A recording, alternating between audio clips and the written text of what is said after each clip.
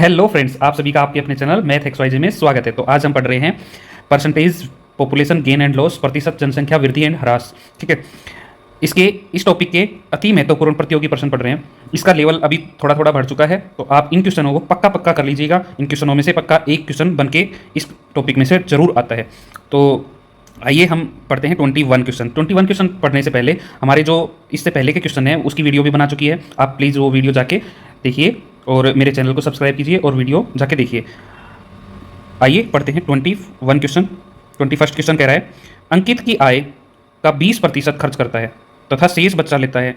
यदि उसकी आय में 30% की वृद्धि हो जाए तो उसकी बचत में 20% वृद्धि कर दे तो उसके खर्च में कितने प्रतिशत की वृद्धि होगी। तो देखिए यहाँ पर हम देखते हैं आय।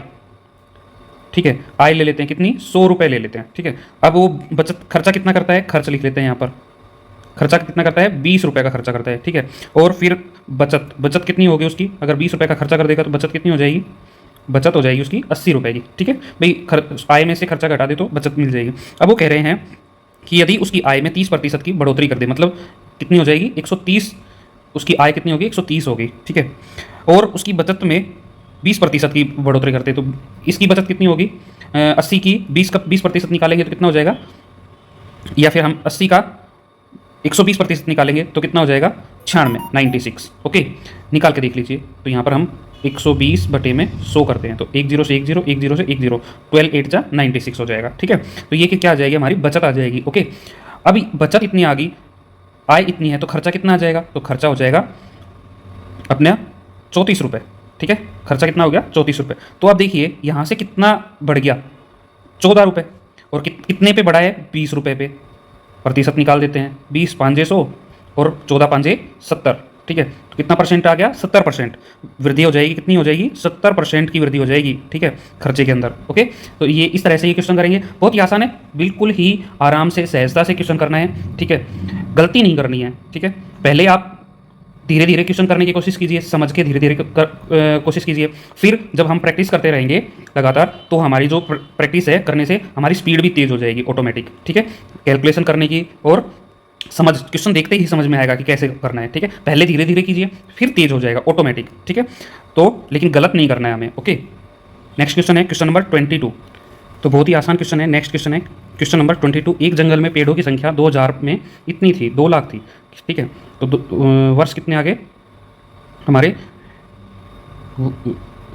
2000 में कितनी थी, 2 लाख थी। ठीक है, और 2003 में कितनी होगी, इतनी। तो अंतर निकाल लेते हैं, अंतर कितना हो गया, 54200, इतना अंतर आ गया। ठीक है, तो हम यहाँ पर देख रहे हैं, हमें निकालनी है दर, तो इसके बटे में हम क्या कर देते हैं, 2 लाख कर देते हैं। तो 2 लाख कर दिया हमने। ठीक है, 50 और गुना में 100 कर देते हैं। तो अब यहाँ से हम निकाल देंगे कितना दर से घटाए, 20 से 20, 20 से 20, और 20 2 पे कट गया ये 10, और यहाँ पर कितना आ गया, यहाँ पर आ गया 271। ठीक है, और 271 बट्टे में 10 होता है 271.1%। ठीक है, तो हमारी जो ह्रास की दर आ गई वो कितना आ गई, 271.1%। ओके, इतनी दर से लगातार वो क्या हो रही है, घटते जा रहे हैं। ओके, नेक्स्ट क्वेश्चन है क्वेश्चन नंबर 23। 23वां क्वेश्चन है, किसी मकान की दर का वर्तमान मूल्य इतना है, इसमें प्रति वर्ष 10% की वृद्धि होती है, तो बताओ 3 वर्ष बाद मकान का मूल्य कितना होगा। तो यहाँ पर हम क्या निकालेंगे, मिश्र धन निकालेंगे। ठीक है, तो मिश्र धन मतलब कंपाउंड अमाउंट। ओके, उसका फॉर्मूला होता है PA, प्रिंसिपल अमाउंट, इंटू 1 + 10/100। ठीक है, दर अपॉन 100, और टाइम कितना है, 3। तो यहाँ पर कितना हो जाएगा, 30,000 इंटू 110 बटे 100, और 110 बटे 100, और 110 बटे 100। ठीक है, तो 10 से 10, 10 से 10, 10 से 10, यहाँ से हम देख रहे हैं कि 3 0 जो है इसकी 3 0 से कट गई, तो कितने आ जाएगा, 30 गुणा में 110, 121 गुणा में 11। ठीक है, तो अब हम इसकी मल्टीप्लाई कर लेते हैं, तो हमारी मल्टीप्लाई आ गई 39930। तो कितने हो जाएंगे, 39,930 रुपये क्या हो जाएगा, इसका मिश्र धन हो जाएगा। ठीक है, कंपाउंड अमाउंट हो जाएगा, तो उसका मूल्य कितना आ जाएगा, इतना। तो इसका राइट आंसर हो जाएगा 39930। ओके, ठीक है, नेक्स्ट क्वेश्चन हम देखते हैं क्वेश्चन नंबर 24। क्वेश्चन नंबर 24 कह रहा है, एक चारागाह में पशुओं की संख्या इतनी की दर से कमी हो रही है। वर्तमान में पशुओं की संख्या इतनी है तो 2 वर्ष पूर्व कितनी थी? 2 वर्ष पूर्व इतनी मान लेते हैं, ठीक है। कम हो रही है, ठीक है, तो कम हो रही है तो हम 1 माइनस कर देंगे 3/100 और उसके ऊपर वर्ष हो गए इतने। ये किसके बराबर आ जाएगा? इसके बराबर 94090। तो यहाँ से हम देखेंगे x इंटू 97/100 इंटू 97/100 कर देंगे, ठीक है। और जो कि है 94090 के x बराबर आ जाएगा 94090 इंटू 100 और अपॉन 97 इंटू 97। जब हम इसको सोल्व करते हैं तो कितना आ जाएगा? अपना 1 लाख आ जाएगा, ठीक है। आंसर कितना हो गया? 1 लाख। तो ये क्या हो गया? इसका सही आंसर क्या हो गया? 1 लाख, ठीक है। नेक्स्ट क्वेश्चन है क्वेश्चन नंबर 25। तो नेक्स्ट क्वेश्चन है क्वेश्चन नंबर 25 कह रहा है एक विश्वविद्यालय में आने वाले विद्यार्थियों की संख्या में प्रतिवर्ष 10% वृद्धि का लक्ष्य रखा गया है। 2016 में इतना था तो 2018 में लक्ष्य पूर्ति होने पर कितने होंगे? तो टाइम कितना हो गया? 2 वर्ष का। और ये हो गया हमारा PA 1 + 10/100 का स्क्वायर। तो यहाँ पर 1500 गुणा में 110/100 गुणा में 110/100 हो जाएगा।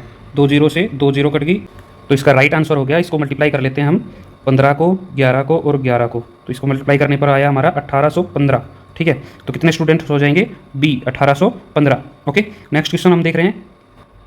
एक नगर की जनसंख्या 3 वर्ष पूर्व इतनी है, 25,000 है, ठीक है। यदि जनसंख्या 3 वर्ष में कार्मिक रूप से पहले में इतनी, दूसरे वर्ष में इतनी, तीसरे वर्ष में इतनी की वृद्धि होती है तो वर्तमान में जनसंख्या बताइए। तो इतनी क्या, ये क्या आ गया भाई? मान लो प्रिंसिपल आ गया, ठीक है। और 110/100 मल्टीप्लाई 115/100 फिर मल्टीप्लाई 108/100। तो इसको जब हम कैलकुलेट, इस तरह से हम इसको कैलकुलेट करेंगे तो कैलकुलेट करने के बाद हमारा आंसर क्या आया? तो हमारा आंसर हो जाएगा 34,155, ठीक है। राइट आंसर कितना हो जाएगा? 34,155, ठीक है।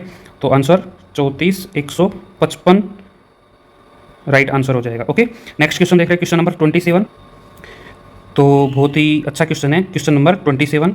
एक सेना में जुलाई मास में कुछ सैनिक भर्ती हुए। अगस्त मास में 10% सैनिक 4 महीने की ट्रेनिंग के लिए बाहर चले गए। सितंबर में मतलब 10% कम हो गए। सितंबर में 5% छुट्टी पे चले गए, तो 5 कम हो गए, 5%। अक्टूबर में 5% सैनिक और भर्ती हो गए, ठीक है। तो अब इतनी संख्या है, तो जुलाई में कितनी थी, मतलब शुरू में कितनी थी? शुरू में कितनी थी हम मान लेते हैं x, ठीक है।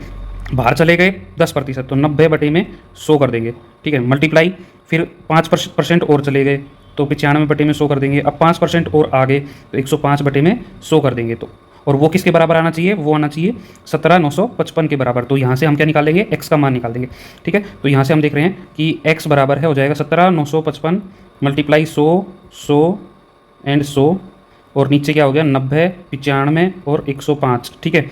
तो इसको जब सोल्व करेंगे तो हमारा आंसर होगा 20,000, ठीक है। कितने सैनिक थे शुरू में? 20,000 सैनिक थे और बच गए अब कितने? इतने, ठीक है। तो सेना में भर्ती करवाओ भाई।